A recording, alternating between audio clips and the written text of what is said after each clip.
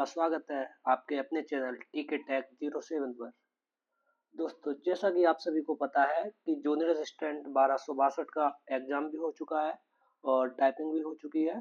Typing का result भी आ चुका है और अब जो है 3 अप्रैल से आप सभी लोगों का डीवी स्टार्ट होना है। और जो 3 अप्रैल से डीवी होगा तो काफ़ी भाइयों के बहनों के काफ़ी स्टूडेंट के डाउट है कि सर डीवी में क्या क्या डॉक्यूमेंट लगेंगे, कास्ट सर्टिफिकेट क्या होना चाहिए, कब का होना चाहिए, डेट कब की होनी चाहिए, अगर कोई गलतियां हो गई है तो उनके लिए क्या करें। ठीक है, तो आगे हम आज की वीडियो में इन टॉपिक पे बात करेंगे क्या क्या डॉक्यूमेंट चाहिए।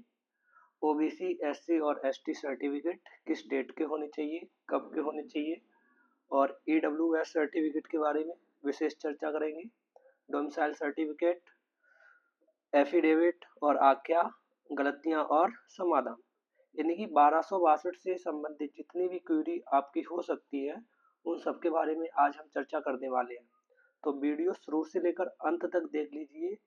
उम्मीद है आपको कोई दूसरी वीडियो देखने की जरूरत नहीं पड़ेगी। इसी वीडियो में मैंने सारे क्वेश्चन और उनके आंसर देने की कोशिश की है। चलिए चलते हैं आगे। जैसा कि 1262 जूनियर असिस्टेंट की जो वैकेंसी आई थी, आपको पता होगा ये भर्ती आई थी 2022 में। जो ऑनलाइन एप्लीकेशन स्टार्ट हुए थे वो हुए थे 21 नवंबर 2022, यानी कि 21 नवंबर 2022, और आपकी लास्ट डेट थी वो थी 14 दिसंबर 2022। और आपका जो डीवी स्टार्ट होगा वो होगा 3 अप्रैल 2025 से। देखिए एग्जाम बीच में हुआ, टाइपिंग हुआ, पूरा शेड्यूल आया, वो मैंने यहाँ पे डेट नहीं लिखी क्योंकि उससे अभी हमारा कोई मतलब नहीं निकलता है। हमें है अपने डीवी से मतलब, और ये जो ऑनलाइन एप्लीकेशन लास्ट डेट इससे मतलब है। जैसा कि आपको मैं दिखा दूं, यहाँ पे देखिए ये नोटिफिकेशन है, सामने स्क्रीन पे दिख रहा होगा। ये देखिए, ऑनलाइन आवेदन शुल्क जमा करने या प्रारंभ होने की तिथि 21 नवंबर 2022। और उसके बाद ये देखिए, ऑनलाइन आवेदन या शुल्क जमा आवेदन सबमिट करने की अंतिम तिथि 14 दिसंबर 2022। देखिए यही पूरा है, 1262 पोस्ट है यहाँ पे। और ये पैट 2021 के अंतर्गत ये वैकेंसी आई थी, यानी कि जिन कैंडिडेट ने पैट 2021 दिया था उन्हीं ने ये फॉर्म अप्लाई किया होगा 2022 में। चलिए चलते हैं अपने वीडियो पर। अब देखिए यहाँ पे तो यहीं पे ऑनलाइन स्टार्टिंग डेट मैंने यहाँ पे लिख दी है 21 नवंबर 2022, और लास्ट डेट 14 नवंबर 2022। डॉक्यूमेंट वेरिफिकेशन डेट 3 अप्रैल 2025। देखिए अब रिक्वायर्ड डॉक्यूमेंट क्या क्या हमें डॉक्यूमेंट चाहिए होंगे। जिन भी कैंडिडेट का डीवी है पूरा प्रॉपर वीडियो देख लीजिए और अच्छे से सारी चीजें समझ लीजिए। देखिए हमें डॉक्यूमेंट चाहिए होगा 10th की मार्कशीट। सबसे पहले 10th की मार्कशीट ये तो चाहिए ही होगी। उसके बाद 12th की मार्कशीट जिसके बेस पे फॉर्म फिल किया था, 12th प्लस ट्रिपल सी होना चाहिए, यानी कि 12th की मार्कशीट होनी चाहिए और ट्रिपल सी का सर्टिफिकेट होने चाहिए। डोमिसाइल सर्टिफिकेट, कास्ट सर्टिफिकेट, आधार कार्ड, पेमेंट स्लिप। ध्यान रखना पेमेंट स्लिप इसका अगर आपके पास नहीं है तो इसके लिए कोई परेशान होने की बात नहीं है। अगर है तो आप उसका नंबर उसमें भर सकते हैं, ट्रांजैक्शन आईडी वगैरह वहाँ पे फिल की जाती है। और नहीं है तो ये डाउनलोड भी हो जाती है, और अगर नहीं भी लेके जाएंगे तब भी कोई इशू नहीं होता। इसकी वजह से वो लोग कुछ कहते नहीं है। और एनओसी, एनओसी ओनली जो लोग गवर्नमेंट जॉब में है उन पे एनओसी लगती है, नॉन नॉट ऑब्जेक्शन सर्टिफिकेट। अब देखिए क्या क्या नहीं चाहिए आपको डॉक्यूमेंट। पैट 2021 का सर्टिफिकेट की कोई ज़रूरत नहीं है। काफ़ी बच्चे परेशान हो रहे हैं कि सर 2022 का मेरा सर्टिफिकेट नहीं है, अब डाउनलोड नहीं हो रहा, क्या मुझे ज़रूरत है नहीं। देखिए आपको पैट 2021 का जो सर्टिफिकेट सबसे पहले पैट हुआ था उसकी कोई रिक्वायरमेंट नहीं है। और करेक्टर सर्टिफिकेट, इसकी अभी कोई रिक्वायरमेंट नहीं। आप लगाना चाहते तो लगा सकते हैं बट वो लोग देखेंगे नहीं, ये बाद में लगेगा। जब आप ज्वाइनिंग पे जाएंगे तब करेक्टर सर्टिफिकेट देखा जाएगा। और पैट सर्टिफिकेट ना तो अभी देखा जाएगा ना बाद में देखा जाएगा, इसलिए आप लोग बिल्कुल निश्चिंत रहिए। अब कुछ लोग कहेंगे आपको कैसे पता। देखिए मैंने लेखपाल का डीबी कराया उसमें भी पैट का सर्टिफिकेट नहीं लगा। अभी बीडीओ के डीबी हुए थे उसमें भी पैट का सर्टिफिकेट नहीं देखा। कुछ भाई लोगों ने अपना पैट का सर्टिफिकेट निकाल के रख लिया था, लेकिन उन्होंने देखा नहीं, पहले ही उन लोगों ने हटवा दिया कि आप पैट का सर्टिफिकेट ये हटा दीजिए। फालतू के डॉक्यूमेंट जितने हैं सारे हटा देते हैं वो, सिर्फ उतने ही उन्हें चाहिए होते हैं जो भी आपके लिए जरूरी है या रिक्वायरमेंट में दिए गए हैं। और करेक्टर सर्टिफिकेट भी अभी नहीं देखेंगे, तो ध्यान रखना इतनी चीजें आपको देखेंगी और इनके लिए परेशान होने की भी जरूरत नहीं है। चलिए आगे चलते हैं। देखिए वैकेंसी आई थी वो 12th प्लस ट्रिपल सी। यहाँ पे देखिए हम आपको नोटिफिकेशन में दिखाते हैं, नोटिफिकेशन में इसकी अर्हता दिखाता हूँ मैं। शैक्षिक योग्यता यहाँ पे आप देखेंगे,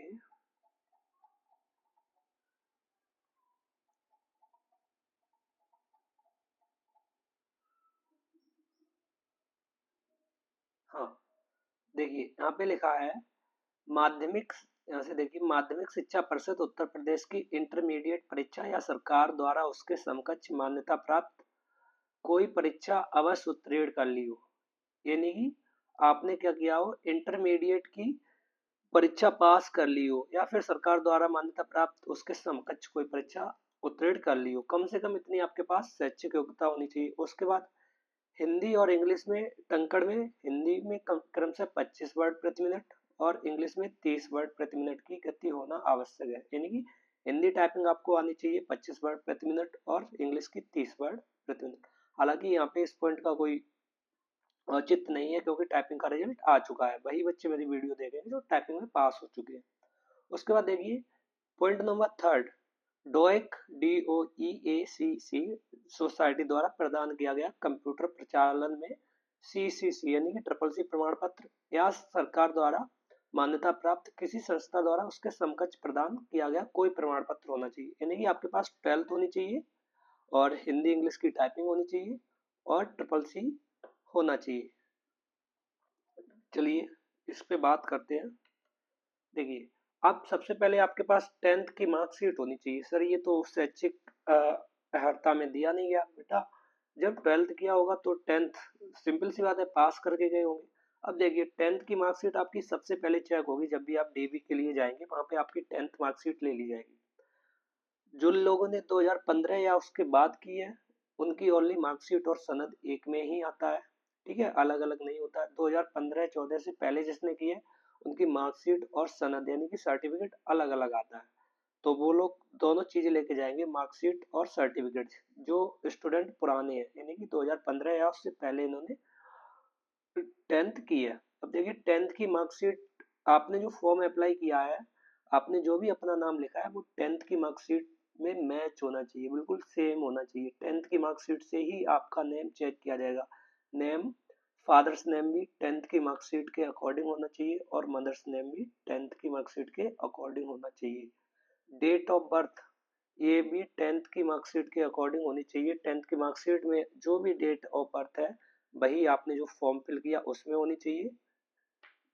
आधार कार्ड में अगर नहीं है तो कोई बात नहीं, दूसरा आप आईडी प्रूफ ले जा सकते हैं और बाद में उसे एडिट करा सकते हैं। लेकिन ये सारी चीजें जो यहाँ पे स्क्रीन पे दिखाई दे रही है 10th की मार्कशीट से मैच की जाएंगी डीवी में।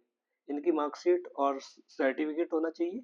नेम आपका जो फॉर्म में फिल किया है प्रॉपर 10th की मार्कशीट के अकॉर्डिंग होना चाहिए और फादर्स नेम भी 10th की मार्कशीट के अकॉर्डिंग, मदर्स नेम भी 10th की मार्कशीट के अकॉर्डिंग और डेट ऑफ बर्थ जो भी मार्कशीट में वो एज इट इज होनी चाहिए, सेम होनी चाहिए। कुल मिला के कहने का मतलब ये है फॉर्म में डेट ऑफ बर्थ और 10th की मार्कशीट में डेट ऑफ बर्थ बिल्कुल सेम होना चाहिए। अदर कोई भी आपके पास आईडी प्रूफ है उसमें चेंज है तो कोई दिक्कत नहीं, वो चल जाएगा, आप दूसरा आईडी प्रूफ बनवा सकते हैं। 12th की मार्कशीट में देखिए 12th की मार्कशीट में कुछ नहीं इसमें चेक होगा, सिर्फ और सिर्फ मार्कशीट और सर्टिफिकेट होना चाहिए। आपका जो नाम वगैरह चेक होगा 10th की मार्कशीट के अकॉर्डिंग चेक होगा। फिर भी इसमें नाम वगैरह अगर 12th की मार्कशीट में गलत है तो उसके लिए एफिडेविट बनवा लेंगे, चल जाएगा। लेकिन 10th की मार्कशीट में गलत है तो फिर दिक्कत हो सकती है। 12th की मार्कशीट में चल जाएगा, कोई दिक्कत नहीं। 10th जैसे मान लो 10th की और 12th की आपने जो आपका नाम, जैसे आपका नाम है,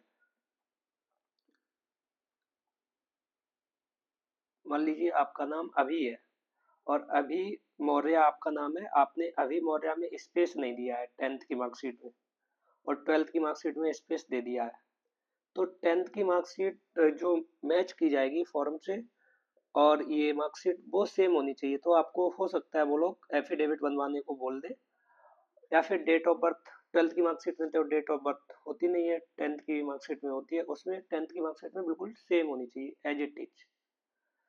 फिर 12th की मार्कशीट में कोई दिक्कत नहीं होती है, 12th की मार्कशीट में कोई दिक्कत है तो फिर एफिडेविट बन जाता, हो जाएगा। चलिए आगे चलते हैं। अब देखिए triple C certificate. Triple C certificate जो होना चाहिए वो नाइलेट या डोइक के द्वारा प्रदान किया हुआ होना चाहिए। जो नाइलेट है उसी का पुराना नाम डोइक है, पहले डोइक नाम था, अब नेम चेंज होकर नाइलेट हो गया है। तो इन्होंने देखिए यहाँ पे लिखा हुआ है, थर्ड पॉइंट देखेंगे, DOEACC सोसाइटी द्वारा प्रदान किया गया कंप्यूटर प्रचालन में CCC प्रमाण पत्र या किसी सरकार द्वारा मान्यता प्राप्त किसी संस्था द्वारा उसके समकक्ष प्रदान किया हुआ प्रमाण पत्र होना चाहिए। कुल मिला के यही कहना चाहते हैं, आपके पास जो ट्रिपल सी है वो नाइलेट सोसाइटी से होनी चाहिए, किसी और सोसाइटी की मान्य नहीं होगी। हालांकि इन्होंने लिख दिया है या किसी सरकार द्वारा मान्यता प्राप्त किसी संस्था या उसके समकक्ष प्रदान किया हुआ प्रमाण पत्र होना चाहिए।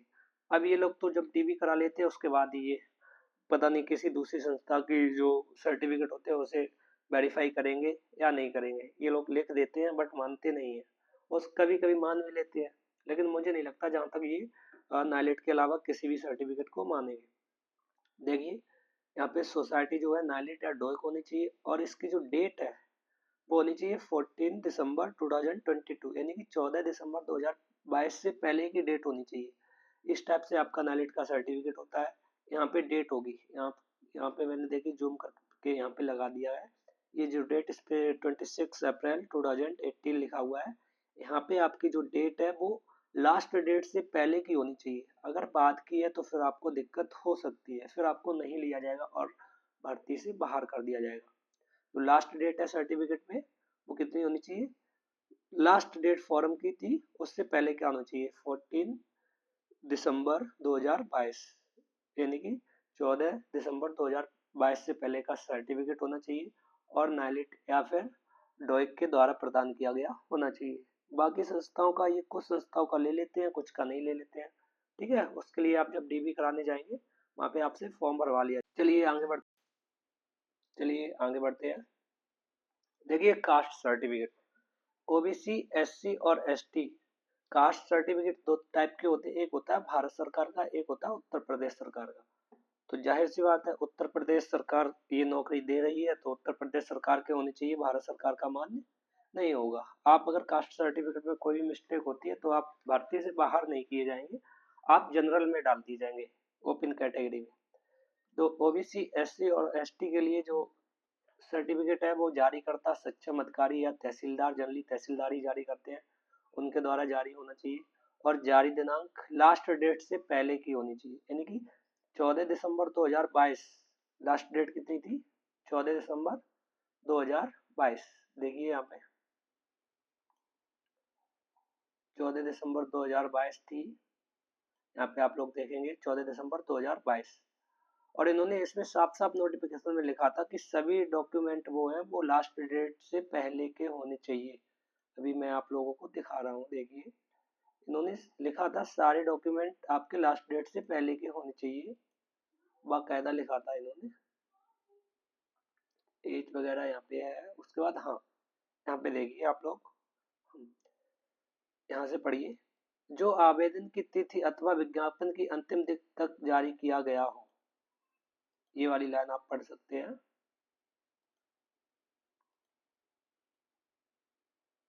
देखिए आरक्षण आयु सीमा में छूट का लाभ चाहने वाले अभ्यर्थी संबंधित आरक्षित श्रेणी के समर्थन में इस विस्तृत विज्ञापन के परिशिष्ट में मुद्रित तथा वेबसाइट पर उपलब्ध निर्धारित प्रारूप पर सक्षम अधिकारी द्वारा जारी सक्षम अधिकारी द्वारा जारी जात प्रमाण पत्र, ये वाली लाइन देखिए, जात प्रमाण पत्र संबंधी प्रमाण पत्र जो आवेदन तिथि अथवा विज्ञापन की अंतिम तिथि तक जारी किया गया हो अवश्य प्राप्त कर ले, एवं जब उनसे उपेक्षा की जाए तब उक्त प्रमाण पत्र आयोग में प्रस्तुत करना होगा। देखिए इसीलिए मैंने नोटिफिकेशन बताया गया, आप लोग बिना सोचे कि भैया अपने मन से बता रहे हैं। यहाँ पे साफ साफ लिखा गया है कि आपको आरक्षण में चाहिए या फिर आयु में छूट चाहिए, तो जाति प्रमाण पत्र, आरक्षण संबंधी प्रमाण पत्र जो भी आवेदन की तिथि तक यानी कि लास्ट डेट तक अथवा विज्ञापन की अंतिम तिथि तक जारी किया गया हो, आवश्यक प्राप्त कर लें एवं जब उनसे अपेक्षा की जाए तब उन्हें प्राप्त करना होगा, उन्हें प्रस्तुत करना पड़ेगा। तो आप देख लीजिए लास्ट डेट के बाद का नहीं होना चाहिए, पहले का ही होना चाहिए। हालांकि मूल निवास लास्ट डेट से बाद का है तभी चल जाएगा। तो देखिए ओबीसी का सर्टिफिकेट मैंने लिख दिया, जारीकर्ता तहसीलदार, जारी दिनांक 14 दिसंबर 2022 से पहले का होना चाहिए। ओबीसी एससी एसटी, ये बात भी आपको समझ में आ गई होगी और कोई डाउट नहीं बचा होगा। लिखा हुआ है नोटिफिकेशन में, उसी के अकॉर्डिंग होंगे सब काम। अब देखिए ईडब्ल्यूएस, ईडब्ल्यूएस जो जारी करता होगा वो भी सच्चा मतदार या तहसीलदार होगा। इनका जो सर्टिफिकेट है वो 1 अप्रैल 2022 से 14 दिसंबर 2022 के बीच का होना चाहिए। कब का होना चाहिए? 1 अप्रैल 2022 से 14 दिसंबर 2022 के बीच का होना चाहिए। ये डेट आप ध्यान रखेंगे, क्योंकि ईडब्ल्यूएस जो ईडब्ल्यूएस सर्टिफिकेट होता है हर साल बनता है, प्रत्येक फाइनेंशियल ईयर में बनता है। तो वो एक फाइनेंशियल ईयर स्टार्ट होती है, वो 1 अप्रैल से स्टार्ट होती है, तो 1 अप्रैल 2022 से 14 दिसंबर 2022 के बीच का होना चाहिए। इससे पहले का है तो भी इनवैलिड हो जाएगा और इसके बाद का है तो भी इनवैलिड हो जाएगा। तो ये बात आप लोग ध्यान रखें। इस डेट का है तो अच्छी बात है, नहीं है तो अब कुछ कर नहीं सकते, तो आप लोग जनरल में जाने के लिए तैयार रहिए। जनरल में डाल दिया जाएगा, सिंपल सी बात है। ईडब्ल्यूएस काफ़ी सही से चेक करते हैं, एक तो ये हाथ से लिख के बनाया जाता है, इसमें ओवर राइटिंग बिल्कुल नहीं होनी चाहिए। चलिए आगे बताएंगे इसके बारे में, आख्या वगैरह लगती है। चलिए आगे चलते हैं। डोमिसाइल सर्टिफिकेट, देखिए डोमिसाइल सर्टिफिकेट है सभी कैटेगरी के लिए अनिवार्य है, चाहे जनरल है, चाहे ओबीसी है, एससी है, एसटी है, अदर स्टेट है, सभी के लिए। यहाँ पे एक बात मैंने नहीं बताई है, चलो बता देता हूँ। यहाँ पे नोट पॉइंट देख लीजिए इस स्लाइड में, जनरल और अदर स्टेट कैंडिडेट के लिए कास्ट सर्टिफिकेट जरूरी नहीं है। यानी कि जनरल के कैंडिडेट और अदर स्टेट के कैंडिडेट भी जनरल में काउंट होंगे, इन लोगों के लिए कास्ट सर्टिफिकेट जरूरी नहीं है। अब देखिए डोमिसाइल सर्टिफिकेट चाहे आप किसी भी कैटेगरी के हो सभी पे लगता है, general, OBC, SC, ST, other state. और जो डोमिसाइल सर्टिफिकेट जारी करते हैं वो करते हैं सक्षम अधिकारी या फिर उप जिलाधिकारी। ये जो जारी दिनांक है 14 दिसंबर 2022 तक का होना चाहिए इनके अकॉर्डिंग, लेकिन ये बात का भी ले लेते हैं, इसमें ज़्यादा इशू नहीं करते। डोमिसाइल सर्टिफिकेट में कोई इशू नहीं होगा, नहीं लेटेस्ट भी चल जाता है और पुराना भी चल जाता है। हालांकि अभी लेखपाल की जो डीपी हुई, वीडियो की हुई और मुख्य सेविका की हुई, उसमें लेटेस्ट ही मांगा है, ठीक है। हालांकि इन्होंने जो नोटिफिकेशन में लिख दिया और लास्ट डेट तक के होने चाहिए, उसके अकॉर्डिंग मैंने यहाँ पे आपको बताया। तो आप दोनों बनवा लीजिए, पहले वाला भी लेके जाइए और अब वाला भी लेके जाइए। और क्या चाहिए आपको? और आधार चाहिए। आधार एड्रेस के लिए होता है, उसे वेरीफाई करते हैं, पिन कोड वगैरह कोई एड्रेस मिस्टेक होती है तो वहाँ पे एक प्रपत्र फॉर्म देते हैं, वो भरवा लेते हैं। आधार एड्रेस के लिए होता है, बाकी उसका कोई काम नहीं होता, इतना जरूरी नहीं होता, सही से चेक भी ना करते, देखते हैं बस कि आधार लगा दिया आपने, बहुत सही से बारीक से चेक करेंगे वो 10th की मार्कशीट और आपका कास्ट सर्टिफिकेट। इन दोनों चीज़ों में कोई मिस्टेक नहीं होनी चाहिए, तुरंत वो देखते हैं बहुत बारीकी से। आगे चलते हैं। इसके बाद देखिए यहाँ पे देखिए, यदि किसी भी दस्तावेज में कोई त्रुटि है तो क्या करें। सभी त्रुटों की एक ही रामबाण औषधि है, एंटीबायोटिक जैसे दवा होती है, वैसे ही आप एफिडेविट, जैसे मान लीजिए फॉर्म में आपने 10th की मार्कशीट में आपका नाम कुछ और है, फॉर्म में आपने कुछ और लिख दिया, मान लीजिए बीच में स्पेस हो गया, मान लीजिए किसी में कुमार है या कुमार की स्पेलिंग गलत हो गई, तो आप उसके लिए एक एफिडेविट बनवा लीजिए अपनी तहसील से, वो वहाँ पे आप दे देंगे, आपका काम हो जाएगा। ऐसे अगर आपकी 10th की मार्कशीट में मिस्टेक हो गई तो उसके लिए भी एफिडेविट चल जाएगा, 12th की मार्कशीट में मिस्टेक हो गई एफिडेविट चल जाएगा। ध्यान रखना डेट ऑफ बर्थ के लिए 10th की मार्कशीट में डेट ऑफ बर्थ अलग है और उसमें फॉर्म में डेट ऑफ बर्थ अलग है, तो एफिडेविट नहीं चलेगा। जैसे एफिडेविट चलेगा छोटी छोटी गलतियों के लिए, नाम की मिस्टेक हो गई, जैसे किसी के नाम के आगे कुमारी लगा है और मार्कशीट में फॉर्म में कुमारी नहीं लगाया है, ऐसी गलतियों के लिए एफिडेविट चल जाएगा। 12th की मार्कशीट में कोई मिस्टेक है नाम में, उसके लिए भी एफिडेविट लगा देंगे। आपका नाम, फादर्स नेम, मदर्स नेम कोई भी है तो एफिडेविट लेके जाइए पहले से, उसके बाद ट्रिपल सी में मान लीजिए कोई मिस्टेक है, जैसे आपने फॉर्म भरते समय कोई रोल नंबर गलत भर दिया उसका, तो वहाँ पे एफिडेविट लगा सकते हैं। कास्ट सर्टिफिकेट के लिए आपके नाम में अगर कोई एरर हो गई छोटी सी, तो उसके लिए एफिडेविट लगा सकते हैं। ईडब्ल्यू एस सर्टिफिकेट जो बनाया जाता है वो मैनुअल बनाया जाता है, यानी कि पेन से लिख के बनाया जाता है। जैसे आप मान लीजिए आपका ईडब्ल्यू एस आपके हल्के के लेखपाल ने बनाया, आपके नाम में मान लीजिए उन्होंने कुमारी नहीं लगा। अब आपने क्या किया, उनके पास गई या फिर आपने खुद से पेन से के एम आगे लिख लिया, तो ये गलत हो जाएगा। ईडब्ल्यूएस सर्टिफिकेट पे ओवर राइटिंग बिल्कुल नहीं चलेगी, ये बात ध्यान रखना। आप लोग बाहर कर दिए जाओगे, जनरल में डाल दिए जाओगे अगर ओवर राइटिंग बिल्कुल भी हुई। उसके लिए आपको अलग से आख्या बनवानी पड़ेगी अपने लेखपाल से या फिर तहसीलदार से, कि इनका नाम ये लिख गया था, अब इनको ये समझा जाए। अलग से एक न्यू पेपर पे वो लिख देंगे वही चीज, कि उसमें गलती से ये लिख गया था, अब इसे ये समझा जाए। ठीक है, तो ईडब्ल्यूएस के लिए आख्या बनेगी। आप अगर आपको कोई भी दिक्कत है तो वीडियो में कमेंट करेंगे, मैं दूसरी वीडियो बना दूंगा। और जैसे फाइनेंशियल ईयर होगी या फिर वित्तीय वर्ष जो होती है वो लोगों की गलत हो जाती है, या नाम में मिस्टेक हो जाती है, या कुछ जो उसमें इनकम लिखी होती है वो पेन से लिखी जाती है, 8 लाख 10 लाख 20 लाख जो भी है, तो कुछ लोग क्या करते हैं अपने हाथ से पेन लेके खुद ही सही कर लेते हैं उसे, या खुद से ही करते, जैसे 0 बनाया उसे 8 बना देंगे। ठीक है, तो ये ओवर राइटिंग में चला जाता है और ये मान्य नहीं होगा। भले ही आप ओवर राइटिंग पे उसमें कुछ भी लिख लें, और भले ही आप तहसीलदार से साइन करा लें या लेखपाल से करा लें, तब भी वो मान्य नहीं होगा।